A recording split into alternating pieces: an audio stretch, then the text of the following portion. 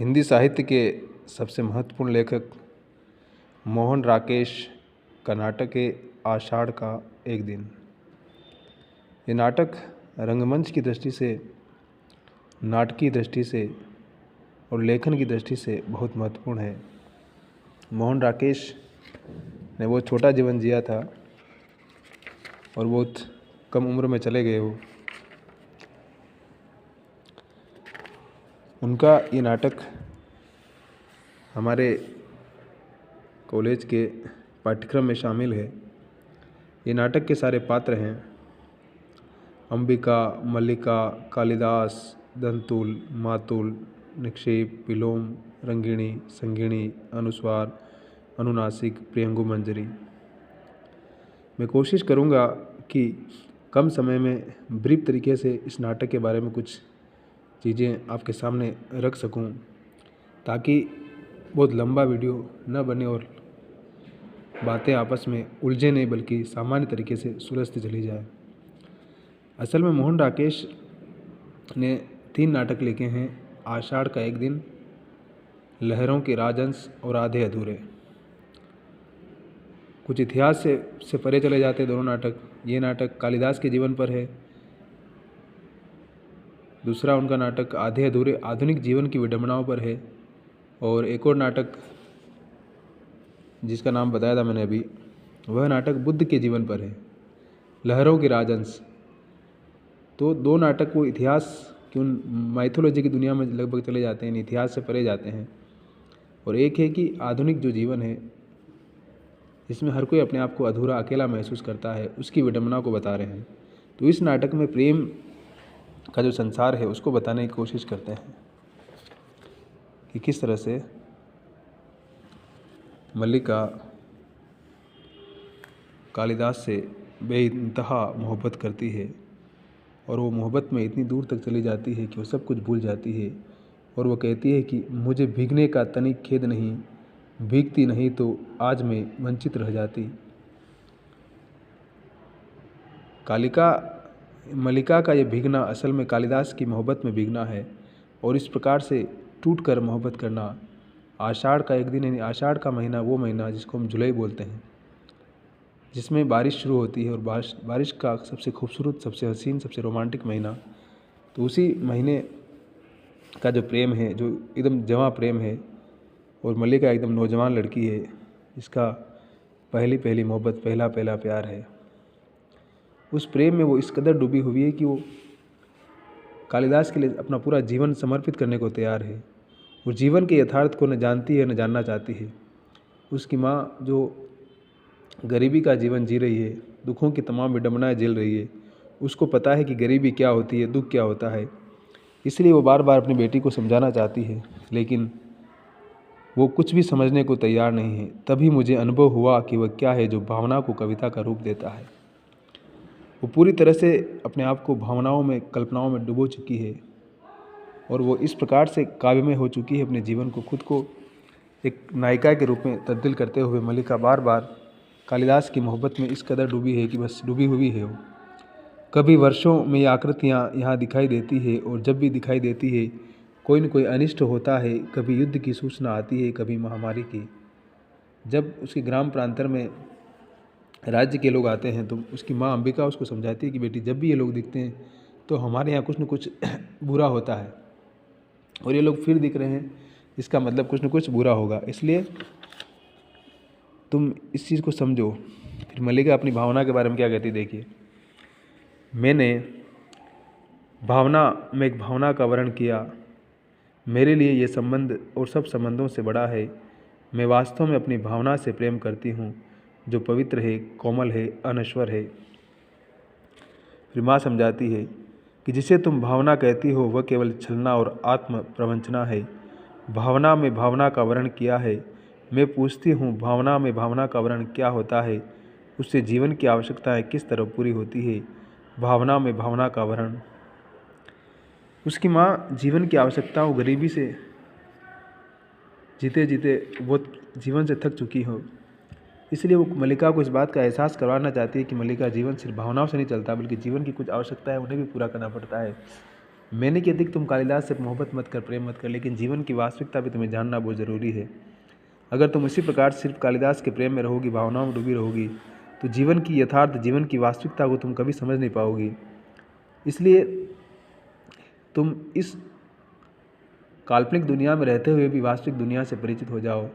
लेकिन मल्लिका इस चीज़ के लिए बिल्कुल तैयार नहीं है। मल्लिका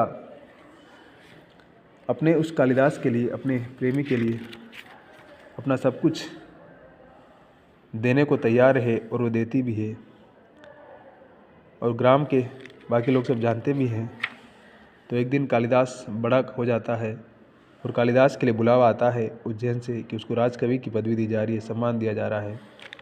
और मल्लिका चाहती थी कि मेरा प्रेमी, मेरा आशिक हमेशा के लिए बड़ा बने, और उसके लिए उसने अपना सब कुछ लगाया भी।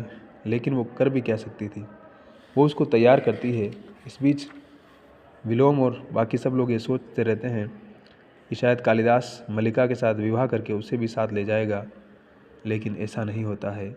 कालिदास नहीं जाने को लेकर भी एक दिन चला जाता है, और जाने के बाद जब वो राजकवि बन जाता है तो वापस इधर पीछे मुड़ के कभी देखता भी नहीं है। जब वो कभी पीछे मुड़ के देखता भी नहीं है तो ऐसे में इधर मल्लिका का जीवन दुखों और पीड़ाओं से भरा पड़ा है।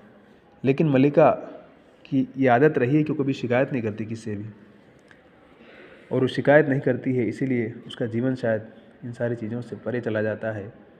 और वो अपने सारे दुखों को चुन लेती है जिस प्रकार से उसने भावनाओं को चुना था, और इसी दुख के चुनाव में वो कालिदास का चुनाव करती है। और जब हम नाटक के सारे संवाद पढ़ते हैं तो हमें इस बात का पता चल जाता है कि राजकवि बनने के बाद भी कालिदास जिस भाव को जी रहा था, मल्लिका उन्हीं अभावों में अपना पूरा जीवन गुजार रही थी, क्योंकि उसने भावनाओं का वर्णन किया था। और जीते जी चाहते हुए भी वो कभी कालिदास को प्राप्त नहीं कर पाई।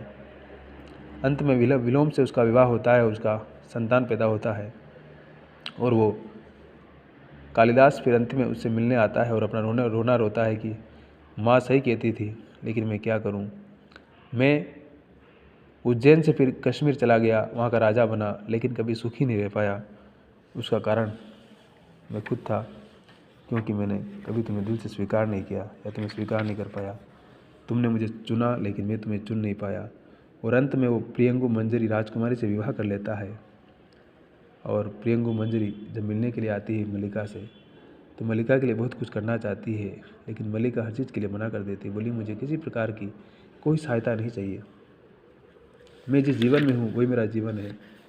फिर इधर विलोम से भी मिलती है। विलोम कालिदास से मिलता है, आर्ग्यूमेंट करता है, लेकिन कालिदास एक गेले की तरह इसका कोई जवाब नहीं देता है, सिर्फ अपने आप को कोसता रहता है और अपने आप को सही साबित करता है, और अपने दुखों को मल्लिका के दुखों की तरह सुनाने लगता है। कालिदास कहता है, नहीं, मातुल कहता है कि यह जानता कि राज प्रसाद में रहकर मैं पाँव तोड़ लूँगा तो शायद वहाँ कभी न जाता। लेकिन कालिदास के पास किसी से कोई जवाब नहीं है। मल्लिका, मैं टूट कर भी अनुभव करती रही कि तुम बने रहो, क्योंकि मैं अपने को अपने में न देखकर तुम में देखती रही। और आज यह सुन रही हूँ कि तुम सब छोड़कर संन्यास ले रहे हो, तटस्थ हो रहे हो, उदासीन, मुझे मेरी सत्ता के बोध से इस तरह वंचित कर दोगे। मतलब अंत तक मल्लिका अपने आप को कालिदास के प्रति ही समर्पित रखती है। कालिदास क्या कहता है, मैंने बहुत बार अपने संबंध में सोचा है मल्लिका, और हर बार इस निष्कर्ष पर पहुंचा हूं कि अंबिका ठीक कहती थी। मैं यहाँ से क्यों नहीं जाना चाहता था, एक कारण यह भी था कि मुझे अपने पर विश्वास नहीं था। मैं नहीं जानता था कि अभाव और भरतृष्णा का जीवन व्यतीत करने के बाद प्रतिष्ठा और सम्मान के वातावरण में जाकर मैं कैसा अनुभव करूँगा। मन में कहीं यह आशंका थी कि वातावरण मुझे छा लेगा और मेरे जीवन की दिशा बदल देगा, और यह आशंका निराधार नहीं थी। वो कह रहा है कि मैं इसलिए जानना चाहता था कि मुझे लगा कि मैं एक सामान्य जीवन जीने के बाद एक राज परिवार का जीवन जीऊँगा तो शायद मेरे लिए उसमें अपने आप को एडजस्ट करना मुश्किल होगा, लेकिन हो भी क्या सकता था। तुम्हें यह बहुत अस्वाभाविक लगा होगा, परंतु मुझे इसमें कुछ भी अस्वाभाविक प्रतीत नहीं होता। अभावपूर्ण जीवन की वह एक स्वाभाविक प्रतिक्रिया थी। संभवतः उसमें कहीं न उन सबसे प्रतिशोध लेने की भावना भी जिन्होंने जब तक मेरी भर्त्सना की थी, मेरा उपहास उड़ाया था, परंतु मैं यह भी जानता था कि मुझे सुखी नहीं। मैं बार बार अपने को विश्वास दिलाना चाहा कि कमी उस वातावरण में नहीं, मुझ में है। मैं अपने को बदल लूँ तो सुखी हो सकता हूँ, परंतु ऐसा नहीं हुआ। न तो मैं बदल सका, न सुखी हो सका। अधिकार मिला, सम्मान बहुत मिला, जो कुछ मैंने लिखा उसकी प्रतिलिपियाँ देश भर में पहुँची, परंतु मैं सुखी नहीं हुआ। किसी और के लिए वह वातावरण और किसी स्वाभाविक हो सकता था, मेरे लिए नहीं था। एक राज्याधिकारी का कार्यक्षेत्र मेरे कार्यक्षेत्र से भिन्न था। मुझे बार बार अनुभव होता कि मैं प्रभुता और सुविधा के मोह में पड़कर उस क्षेत्र में अनाधिकार प्रवेश किया है और जिस विशाल में मुझे रहना चाहिए था उससे दूर हट गया हूँ। जब भी मेरी आंखें दूर तक फैली क्षितिज रेखा पर पड़ती, तब ये अनुभूति मुझे सालती कि मैं उस विशाल से दूर हट आया हूँ। मैं अपने को आश्वासन देता कि आज नहीं तो कल मैं परिस्थितियों पर वश पालूंगा और समान रूप से दोनों क्षेत्रों में अपने को बांट दूंगा, परंतु मैं स्वयं ही परिस्थितियों के हाथों बनता और चालित होता रहा। जिस कल की मुझे प्रतीक्षा थी वह कल कभी नहीं आया और मैं धीरे धीरे खंडित होता गया और एक दिन मैंने पाया कि मैं सर्वथा टूट गया हूँ और वह व्यक्ति नहीं हूँ जिसका उस विशाल के साथ कुछ भी संबंध है। कश्मीर जाते हुए भी मैं यहाँ से होकर नहीं जाना चाहता था, लेकिन क्या करता। मुझे हर चीज़ से वितृष्णा हुई। जिन्होंने मेरे आने के दिन को उत्सव की तरह माना, तब पहली बार मेरा मन मुक्ति के लिए व्याकुल हुआ था, परंतु उस समय मुक्त होना संभव नहीं था। मैं तब तुमसे मिलने के लिए नहीं आया क्योंकि भय था तुम्हारी आंखें मेरे अस्थिर मन को और भी अस्थिर कर देगी। मैं इससे बचना चाहता था, उसका कुछ भी परिणाम हो सकता था। मैं जानता था तुम पर उसकी प्रतिक्रिया क्या होगी, दूसरे तुमसे क्या कहेंगे। फिर भी उस संबंध में निश्चिंत था कि तुम्हारे मन में कोई ऐसी वैसा भाव नहीं आएगा और मैं ये आशा लिए बहुत चला गया कि एक कल ऐसा आएगा जब मैं तुमसे सब कह सकूँगा और तुम्हें अपने मन के द्वंद्व पर विश्वास दिला सकूँगा।